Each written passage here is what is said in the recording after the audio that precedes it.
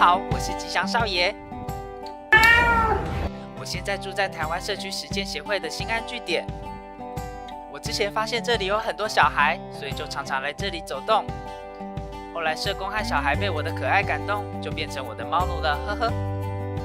这里每天会有很多小孩来服侍我，不是啦，是跟我玩耍啦。他们很爱摸我的头，我也喜欢翘起我的屁屁让大家拍拍。我除了要陪小孩玩之外，这里的社工都叫我督导，因为他们发现我每天在社区追赶跑跳碰，得到很多居民的认同。对面的阿嬷、街口的北北、隔壁的小妹妹，每天都会吉祥吉祥的叫我。我也因此听到很多社区的故事啦。那就让我来讲讲这个社区好了。新安据点就在台北市万华区的新安里。民国50几年的时候盖了很多老国宅，因为房子小小的，租金比较便宜，所以许多经济弱势的居民就会选择住在这里。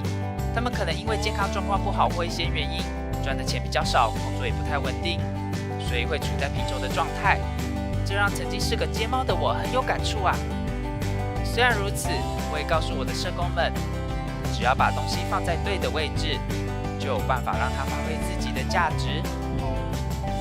所以即使这边弱势居民或小孩很多，但我们大家都很努力，在社区创造更多元的空间和机会哦。为什么新安据点会做课后照顾呢？就让督导我来说说。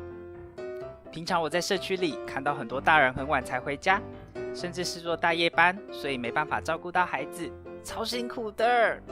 因此我们让小孩放学之后可以来新安据点玩耍。我们会举办多元的课后活动，你看，像是前阵子我们办了友善环境的团体，这些小孩一边动手做烘焙，也认识食材的来源跟环境。在别人眼中，这些孩子可能对课业不太积极，但是在参与活动时都好认真哦。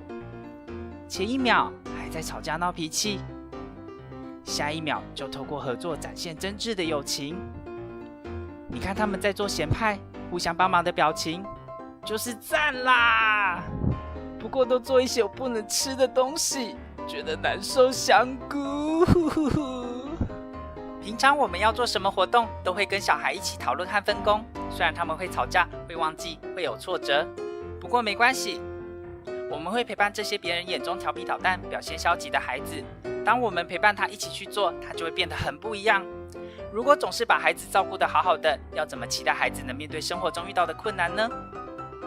所以我们不是直接帮孩子将事情处理好、安排好，而是跟孩子一起面对这些挑战。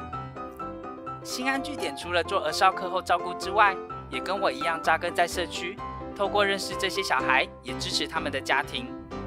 当居民有生活上的各种问题时，我底下的社工就会找资源来帮助这些家庭一起走过难关。像是看到小孩吃的比较不营养或有吃饭的需求，我们就每周定期举办共餐，跟孩子们一起煮饭、一起吃饭，超温馨的。但穷穷的协会什么都没有，呼呼。这些锅碗瓢盆和食材都是居民主动提供给我们的呢。想当初，原本是街猫的我，如今成为人见人爱的督导。我觉得是时候出来跟大家说说这些有意义的事啦。一起是我们很重要的理念，平时大家就是跟着我融入在社区里，一起创造机会让人发挥价值，相互帮助。